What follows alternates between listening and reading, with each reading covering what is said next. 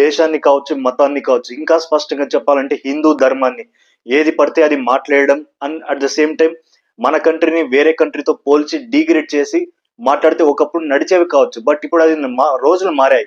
Public ఈ విషయాన్ని చాలా సీరియస్ గా తీసుకుంటున్నారు. హిందూ మతాన్ని ఏదైనా అంటే హిందువులు మాత్రమే కాకుండా వేరే వాళ్ళు కూడా హిందువుల కోసం స్టాండ్ తీసుకుంటున్నారు. నా అన్వేష్ హిందూ ధర్మాన్ని అండ్ హిందూ దేవతల్ని కించపరుస్తూ ఏది పడితే అది మాట్లాడిన చెత్త వాగుడికి అగేన్స్ట్ గా నాన్ హిందూస్ అయిన క్రిస్టియన్స్ కావచ్చు, ముస్లిమ్స్ కావచ్చు, వాళ్ళు కూడా అన్వేష్ కి అగేన్స్ట్ గా కామెంట్స్ పెడుతున్నారు సోషల్ మీడియాలో పెద్ద ఎత్తున. అన్వేష్ ని ఆల్మోస్ట్ 3 lakhs మెంబర్స్ అన్సబ్స్క్రైబ్ చేశారు ఇన్స్టాగ్రామ్ లో అండ్ చాలా పెద్ద ఎత్తున ఈవెన్ యూట్యూబ్ లో కూడా అన్సబ్స్క్రైబ్ చేశారు.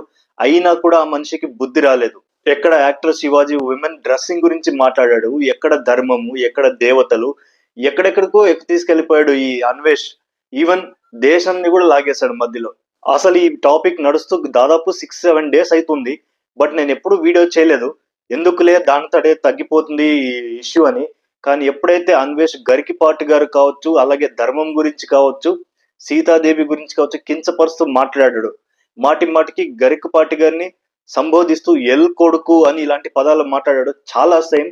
అప్పుడే అనిపించింది నాకు ఖచ్చితంగా ఈ టాపిక్ పై వీడియో చేయాలి అని. వీడియో లైక్ చేయండి, రీచ్ ఉంటుంది. అలాగే కామెంట్ చేయండి మీ ఒపీనియన్ ఈ టాపిక్ పై.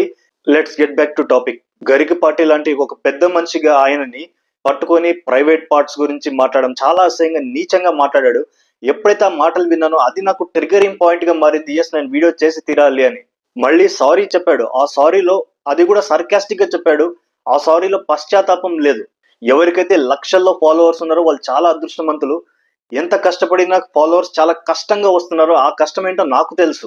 ఈ రోజుల్లో ఒక్క సబ్స్క్రైబర్ ని సంపాదించుకోవాలన్నా కూడా చాలా అంటే చాలా కష్టం.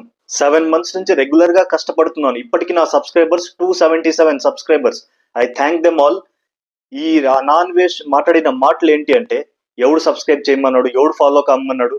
ఎప్పుడు కూడా మన సబ్స్క్రైబర్స్ కావచ్చు, ఫాలోవర్స్ కావచ్చు, వీళ్ళని గ్రాంటెడ్ గా తీసుకోకూడదు. వాళ్ళ మనోభావాల్ని కించపరుస్తూ మాట్లాడకూడదు. నీకు ఉన్న ఇండియన్ ఫాలోవర్స్ ని, ఆ ఇండియా అనే కంట్రీని డిగ్రేడ్ చేస్తావు. నీకున్న ఫాలోవర్స్ లో చాలా వరకు హిందువులే, వాళ్ళ మతాన్ని డిగ్రేడ్ చేస్తావు. అండ్ నీకు వాళ్ళ నుంచి వచ్చే డబ్బు కావాలి. ఇది ఎంత నీచం అంటే మాటల్లో కూడా చెప్పలేము, అంత నీచం. ఇది కేవలం పొగరు, అహంకారం. హిందువుల దేవత అయిన సీతాదేవి గారి గురించి ఆవిడకి అయిపోయిందని ఇలాంటి మాటలు చెత్త వాగుడు మాట్లాడాడు. కొద్దిగైనా బుద్ధి జ్ఞానం ఉండాలి మనిషికి ఇలాంటి మాటలు మాట్లాడే ముందు. ఇన్ఫ్లుయెన్సర్ అంటే ఏదో పైనుంచి దిగొచ్చాడు, ఏదో దేవుడు అని కాదు, మనలో ఒకడే. సో అతని వర్షన్ ఏమంటే, నేను సారీ చెప్పేశాను కదా, ఇక వదిలేయండి, ఇక నన్ను ఎవరు ఏమనకండి, నా గురించి ఎవరు కూడా ఏ వీడియో చేయొద్దండి అని ఇలాంటి మాటలు మాట్లాడుతున్నాడు. అసలు కొంచెమన్నా బుద్ధి జ్ఞానం ఉండాలి. నువ్వు మాట్లాడిన మాటలు చాలా చెత్త మాటలు. నీ సారీని ఎప్పుడు యాక్సెప్ట్ చేయాలి, ఎప్పుడు యాక్సెప్ట్ చేయకూడదు అనేది పబ్లిక్ ఇష్టం. అతను ఏమైనా శాపనార్థాలు పెడతాడంట, కర్మ రిటర్న్స్ అంటాడంట. ఇది actually one of the reason trigger చేసిన నన్ను ఈ వీడియో చేయడానికి.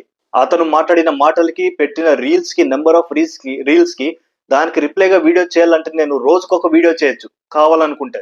కర్మ తన బెస్ట్ ఫ్రెండ్ అని ఏదేదో చెత్త వాగాడు.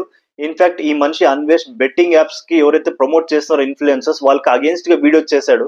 నేను చాలా అప్రిషియేట్ చేశాను, నాకు నచ్చింది. యాక్చువల్లీ అప్పుడు నా యూట్యూబ్ ఛానల్ లేదు, నాకు చాలా నచ్చింది అతని ఫైట్.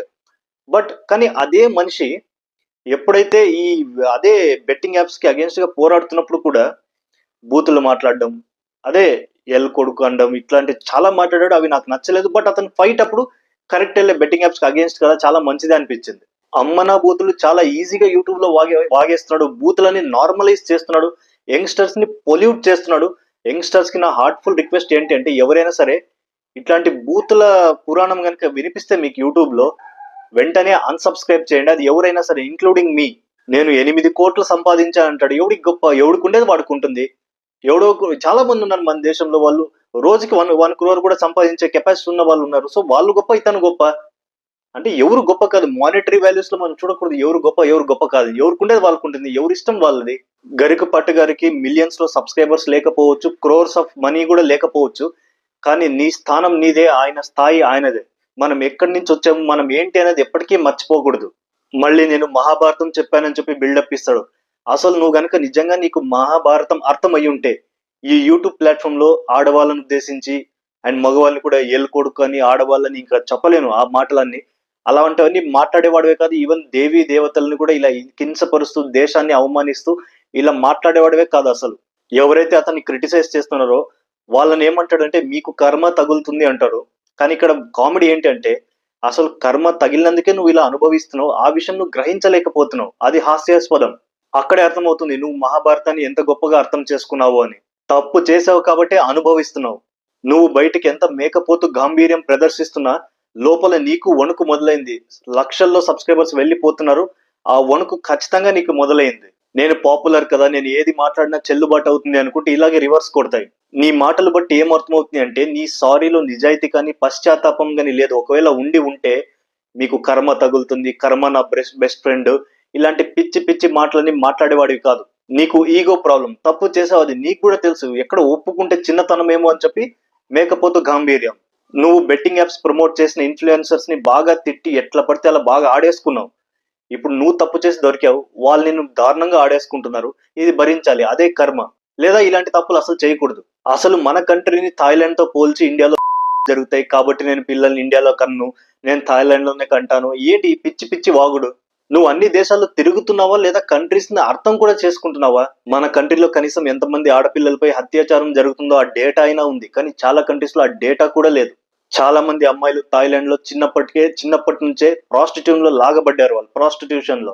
ఇది తెలుసా నీకు? తెలియకపోతే గూగుల్ చేసుకో. కంటాడంట పిల్లల్ని థాయిలాండ్ లో. మన కంట్రీని వేరే కంట్రీతో పోల్చడం ఏంటి? మనం దాదాపు 1200 సంవత్సరాలు బానిసత్వంలో ఉన్నాం. 78 years నుంచి మనం ఇండిపెండెంట్ అయ్యాం. ఎస్, బాధాకరం ఏమంటే మన దేశంలో మహిళలపై చాలా క్రైమ్స్ జరుగుతున్నాయి. ఒక ఇన్ఫ్లుయెన్సర్, ఒక పాపులర్ ఇన్ఫ్లుయెన్సర్ గా నీ బాధ్యత ఏంటి? నువ్వు ఆ ప్రాబ్లం ఏంటి డేటా బయట పెట్టి నువ్వు ప్రాబబుల్ సొల్యూషన్ ఏంటి? దీనికి మనం అకాడమిక్స్ లో ఏం సొల్యూషన్ తేవచ్చు? లాస్ ఇంకా ఎంత స్ట్రిక్ట్ గా చేయొచ్చు? సో ఈ జ్యుడిషియల్ ట్రయల్స్ ఎంత క్విక్ గా అవ్వాలంటే ఏం చేయాలి? నీకు తెలిసిన ఒక నాలెడ్జ్ తో ఒక సొల్యూషన్ పెడితే అది వైరల్ అయ్యో లా మేకర్స్ దగ్గరికి వెళ్ళి అది లాగా ఫార్మ్ అయితే హ్యాపీ కదా. చట్టాలు చాలా స్ట్రిక్ట్ అయితే ఒక ఇన్ఫ్లుయెన్సర్ గా నీ బాధ్యత సొల్యూషన్ చూపించడం, ప్రాబ్లం ఇది, సొల్యూషన్ ఇది అని. కానీ దానికి ఆపోజిట్ గా నువ్వే చేస్తున్నావు. దేశాన్ని తిట్టడం, హిందూ దేవీల్ని ఎలా పడితే అలా మాట్లాడడం, నీ ఫాలోవర్స్ మనోభావాల్ని నువ్వే గట్టిగా హేళన చేయడం, ఇదే నువ్వు ఒక ఇన్ఫ్లుయెన్సర్ గా చేస్తున్న పని. నువ్వు లిటరల్లీ యంగ్స్టర్స్ ని రెచ్చగొడుతున్నావు అండ్ నెగిటివ్ మైండ్ సెట్ ని బిల్డప్ చేస్తున్నావు యంగ్స్టర్స్ లో. మళ్ళీ ఏదైనా మాట్లాడితే కర్మ తగులుతుంది, మీకు తగులుతుంది, నా గురించి ఎవరన్నా మాట్లాడితే అని గోల పెట్టి ఏడుస్తావు. నేను మహాభారతం చెప్తా, రామాయణం చెప్తా అని ఇన్ని నీతులు చెప్తావు. ఇంత నీతులు చెప్పే నువ్వు యూట్యూబ్ ప్లాట్ఫామ్ లో పిల్లలు చూస్తారు, యంగ్స్టర్స్ అందరూ చూస్తారు. అలాంటప్పుడు ఎల్కే అనే వర్డ్, ఎల్ అనే వర్డ్, ఎం అనే వర్డ్, ఇవన్నీ అంత ఈజీగా ఒక మనిషి ప్రైవేట్ పార్ట్స్ గురించి అబ్యూజింగ్ గా మాట్లాడడము, ఇవంతా ఎంతవరకు కరెక్ట్? అవన్నీ నేర్చుకున్న మహాభారతము, రామాయణంలో ఉన్న వాల్యూస్ నేర్చుకున్న మనిషి ఇలాగే మాట్లాడతాడా? జస్ట్ మనం ట్రెండింగ్ లో ఉండాలి, వ్యూవర్షిప్ తెచ్చుకోవాలి, కావాలంటే మతాన్నైనా కించపరుస్తాము, ఎవరిని ఏ బూతులు పడితే ఆ బూతులు వాడేస్తాం, క్రియేటర్స్ ని తిడతాము, కాంటెంట్ క్రియేటర్స్ ని. మనం మాత్రం లైమ్ లైట్ లో ఉండాలి. హిందూ మతాన్ని అవహేళన చేయడం చాలా నార్మల్ అయిపోయింది. అది పొలిటీషియన్స్ కావచ్చు, ఇన్ఫ్లుయెన్సర్స్ కావచ్చు, ఇలాంటి వాళ్ళందరికీ. దీనికి ఒకటే సొల్యూషన్, హిందువులందరూ చాలా యునైటెడ్ గా ఉంటూ ఇలాంటివి జరిగినప్పుడల్లా చాలా స్ట్రాంగ్ గా రియాక్ట్ అయ్యి వాళ్ళ యూట్యూబ్ ఛానల్స్ కావచ్చు ఏదున్నా అన్సబ్స్క్రైబ్ చేసేసి వీలైతే వాళ్ళపైన పోలీస్ కంప్లైంట్ కూడా ఫైల్ చేయాలి. ఇలా మతాన్ని అవమానిస్తున్నందుకు. ఫాలోవర్స్ పెరిగే కొద్ది బాధ్యతగా ఉండాలి. నేను చెప్పినట్టుగానే ఇందాక 277 ఫాలోవర్స్ ఉన్నారు నాకు. I'm thankful for that. ఇప్పుడు వాళ్ళు ఉన్నారు కదా అని చెప్పి వాళ్ళ ఫీలింగ్స్ కి రెస్పెక్ట్ ఇవ్వకుండా నేను ఏది పడితే అది మాట్లాడితే, వాళ్ళ రిలీజన్ ని తక్కువ చేసి మాట్లాడితే అది ఎలా ఉంటుంది? ఎవరైనా సబ్స్క్రైబ్ చేస్తారు? ఎవరైనా వింటారా? వాళ్ళకి రెస్పెక్ట్ ఇచ్చినట్లేనా? మరి ఏదైనా అంటే నేను హిందూనే అంటావు. మళ్ళీ హిందూ అయ్యిండి కూడా హిందూ మతాన్ని కించపరిచే రైట్స్ నీకు ఎవరిచ్చారు? నువ్వు ఇండియాకి వస్తే ప్రజలు ఊరుకుంటారా? ఊరుకోరు. అదే నీ కర్మ. నీకు కూడా తెలుసు నువ్వు మాట్లాడిన తప్పే అని. బట్ ఏమంటే నేను పెద్ద ఇన్ఫ్లుయెన్సర్ ని, చాలా పాపులర్, నేను ఏది మాట్లాడినా చెల్లిపోతుంది అనుకున్నావు. బట్ ఏమంటే గరికపాటి గారిని కావచ్చు, యాక్టర్ శివాజీ విషయంలో నువ్వు చేసిన కమెంట్స్ చాలా దారుణంగా నీకు బ్యాక్ ఫైర్ అయ్యాయి. ఇప్పటికే నాకున్న ఇన్ఫర్మేషన్ ప్రకారం దాదాపు 3 కేసులు ఫైల్ అయ్యాయి అన్వేష్ పైన. ఇలాంటి బుద్ధి జ్ఞానం లేని మనిషిని ఇండియాకి లాక్కు రావాలి ఖచ్చితంగా. అతని పాస్పోర్ట్ ని బ్లాక్ చేసి ఇండియాకి తీసుకొచ్చి సరైన శిక్ష విధించాలని నేను కోరుతున్నాను. వీడియో లైక్ చేయండి, రీచ్ ఉంటుంది. ఇలాంటి వీడియో రీచ్ అవ్వాలి. అలాగే సబ్స్క్రైబ్ చేయండి. ఏదైనా మీ ఒపీనియన్ ఏంటి ఈ ఇష్యూ పైన అది మీరు కామెంట్ చేయండి. Thank you.